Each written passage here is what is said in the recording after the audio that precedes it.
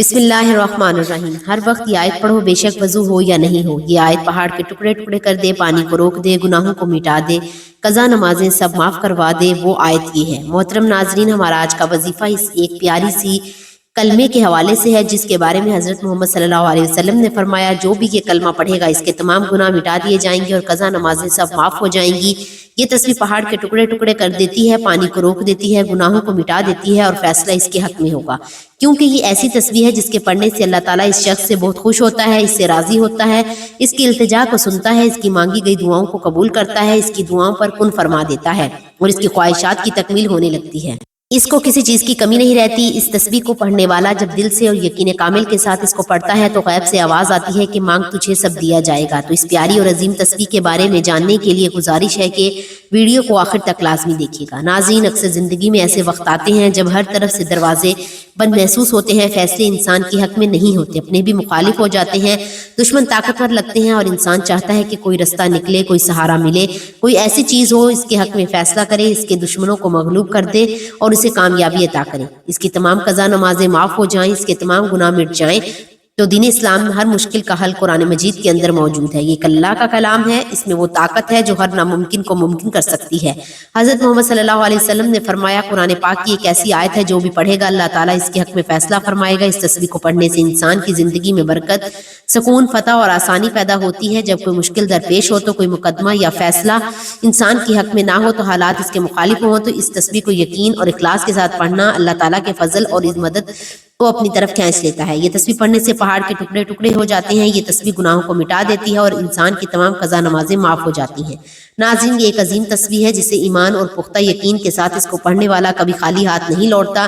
دل صاف ہو، نیت پاک ہو اور یقین اللہ پر ہو تو یہ تسبیح حد بند دروازہ کھول دیتی ہے اور ہر رکاوٹ کو دور کر دیتی ہے۔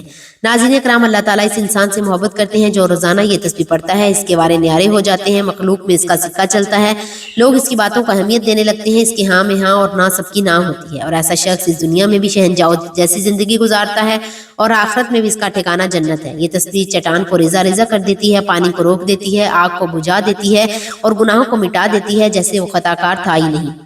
جو اللہ رب العزت اور نبی کریم صلی اللہ علیہ وسلم کا بتایا ہوا یہ ایک عمل کر لیتا ہے۔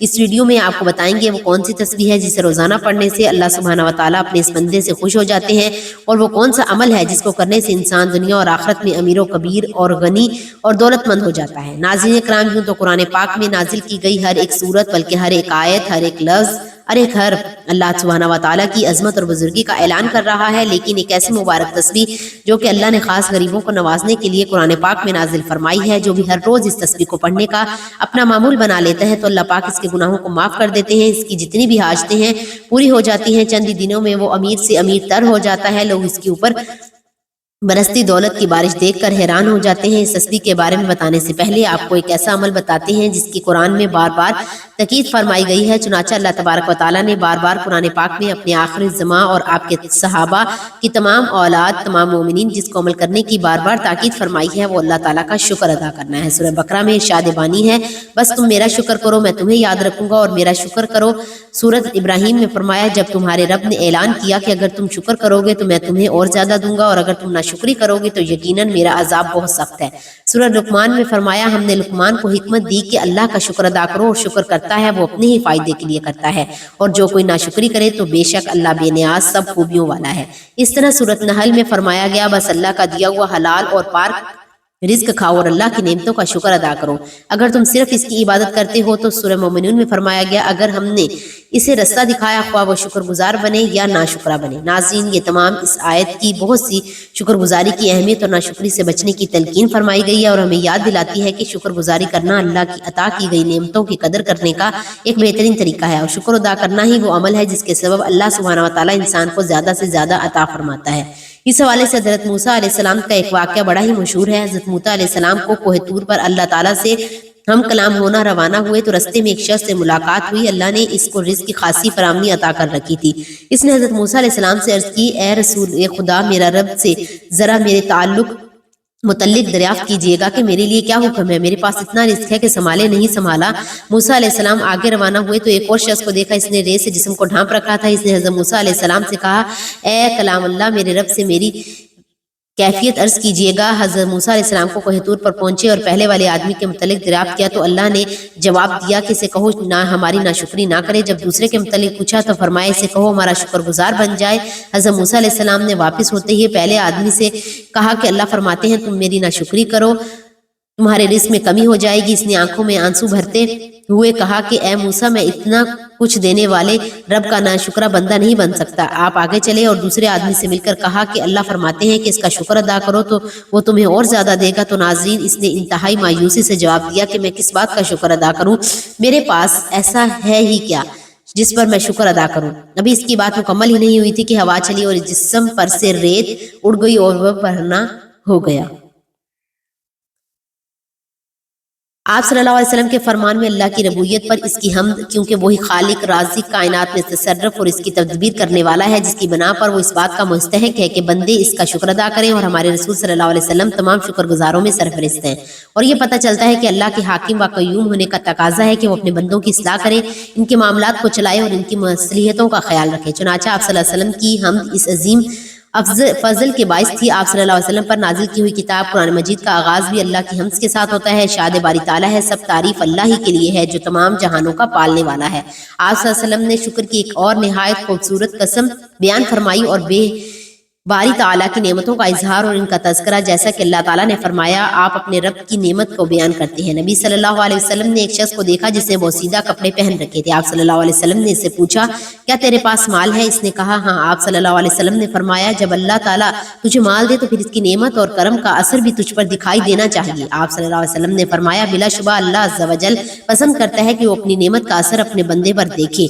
ان حدیث میں نبی کریم صلی اللہ علیہ وسلم نے اپنی امت کو شکریہ کا یہ طریقہ سکھایا کہ اللہ کی نعمتوں کا اعتراف کیا جائے، ان کا اظہار کیا جائے اور زبان سے انعام کرنے والی ثنا کی جائے۔ ارشاد باری تعالیٰ ہے اور ہم نے اس طرح لوگوں میں سے بعض کو بعض کے ذریعے سے آزمائش میں ڈالا تاکہ وہ انہیں دیکھ کر کہیں کیا ہم میں سے یہی لوگ ہیں جن پر اللہ نے احسان کیا؟ ہاں کیا اللہ اپنے شکر گزار بندوں کو ان سے زیادہ نہیں جانتا؟ آپ صلی اللہ علیہ وسلم اپنی نیند سے بیدار ہو کر سب سے پہلے جو کلمہ ارشاد فرماتے وہ اللہ کی حمد پر مبنی ہوتا۔ آپ صلی اللہ علیہ وسلم فرماتے تمام تعریف اللہ ہی کے لیے ہے جس نے ہمیں مارنے کے بعد دوبارہ زندگی دی اور اس کی طرف اٹھنا ہے۔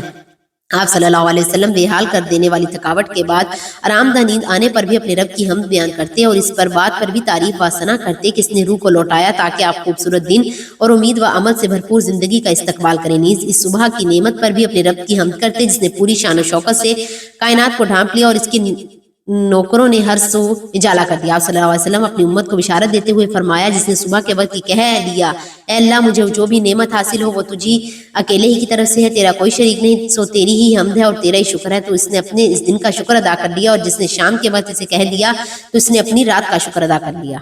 اللہ تعالیٰ ہر مسلمان کو اس کی نعمتوں کا شکر ادا کرنے کی توفیق دے اور جو کچھ اس نے عطا کیا ہر حال میں اس پر خوش رہنے کی توفیق بھی دے۔ محترم ناظرین، پورے کا پورا قرآن العظیم شاہکار ہے اور اس کا ایک ایک حرف بنی نوع انسان کے لیے بیش بہا خزانہ ہے۔ قرآن پاک کی ہر ایک صورت بیش بہا اور قیمتی موتی ہے، ہر ایک صورت بیش بہا زیور کی مانند ہے، جبکہ پورا قرآن اس صندوق کی طرح ہے جس کے اندر طرح طرح کے قیمتی جواہرات اور زیورات بھی بھرے ہوئے ہیں۔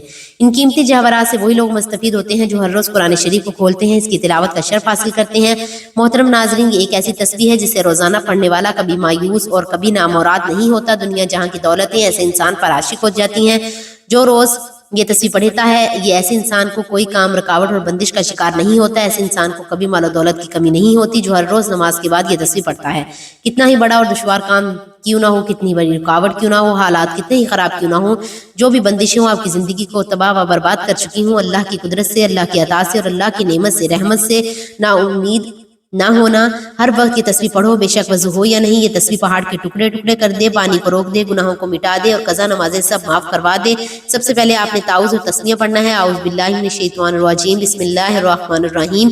پڑھنے کے بعد درود پاک پڑھ لیں۔ درود پاک آپ صلی اللہ علیہ وآلہ وسلم پڑھ لیں، صلی اللہ علی محمد پڑھ لیں یا درود ابراہیمی پڑھ لیں۔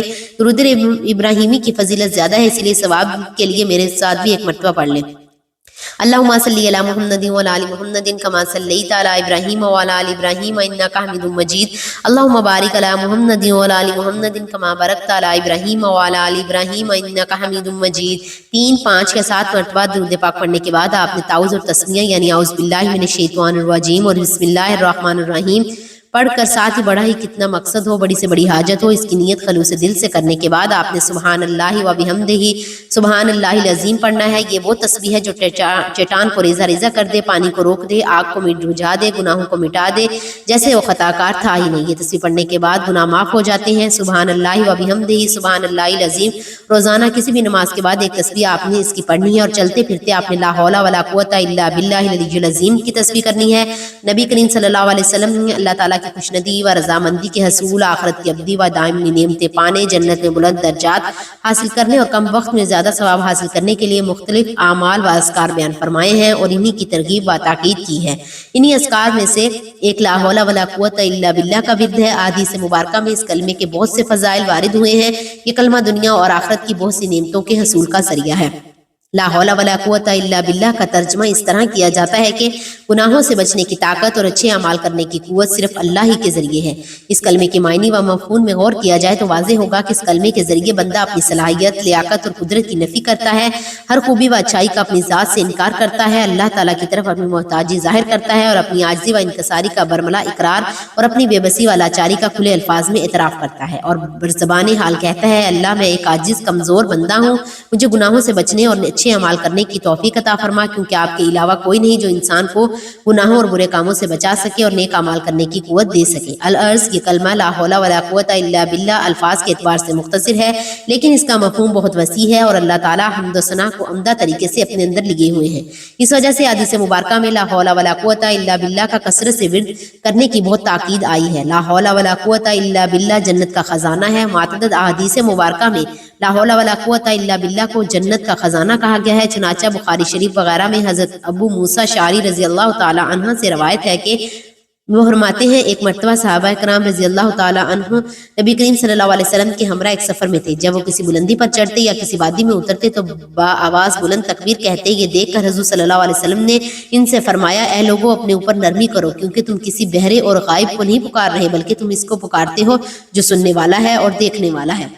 हज़रत अबू मूसा शारी रज़ी अल्लाह ताला अन्हा फरमाते हैं कि ये फरमाकर हज़रत सल्लल्लाहु अलैहि वसल्लम मेरे पास तशरीफ़ लाए। इस वक्त मैं अपने दिल में ला हौला वला कुव्वता इल्ला बिल्लाह कह रहा था, तो आपने हज़रत अबू मूसा शारी रज़ी अल्लाह ताला अन्हा का नाम लेकर फरमाया, ए अब्दुल्ला बिन क़ियास, मैं तुम्हें ऐसा कलमा ना बताऊँ जो जन्नत के ख़जानों में से ख़जाना है, वो ला हौला वला कुव्वता इल्ला बिल्लाह है। इस हदीस शरीफ में तरगीब दी गई है, जिस तरह इंसान की कोशिश और ख्वाहिश होती है कि वो ऐशो इशरत की ज़िंदगी गुजारे, इस तरह इंसान को चाहिए कि इस कलमा यानी ला हौला वला कुव्वता इल्ला बिल्लाह का कसरत से विर्द करे, ताकि आखिरत में अब्दी और राहत नसीब हो, जन्नत में आला दर्जात और ज्यादा नेमतों का हसूल हो। मोहतरम नाजरीन, ये अमल करने के बाद आपने अल्लाह के हजूर अपने दोनों हाथों को बुलंद करके अपने दिल की तमाम हसरतें आगे खोल कर बिछा दें। बेशक अल्लाह सुब्हानहू व तआला सबसे ज्यादा हमारी हाजात को जानता है, लेकिन दुआ करना हुक्म भी है, सुन्नत भी है और अल्लाह की रजा भी है। कहते हैं कि अल्लाह दुआ की तौफीक उन्हीं को ही देता है जिन्हें वो अपनी मुंह मांगी मुराद देना चाहता हो। अल्लाह ताला हर किसी को अपने सामने हाथ उठाने की तौफीक भी नहीं देता, लिहाजा नहायत खशू और खशू के साथ अल्लाह की बारगाह में रो रो कर, गिड़गिड़ा कर, हाथ फैलाकर दुआ मांगे। नाज़रीन, अल्लाह से दुआ है कि हमें बेहतर अमल करने की तौफीक अता फरमाए, आमीन या रब्बुल आलमीन।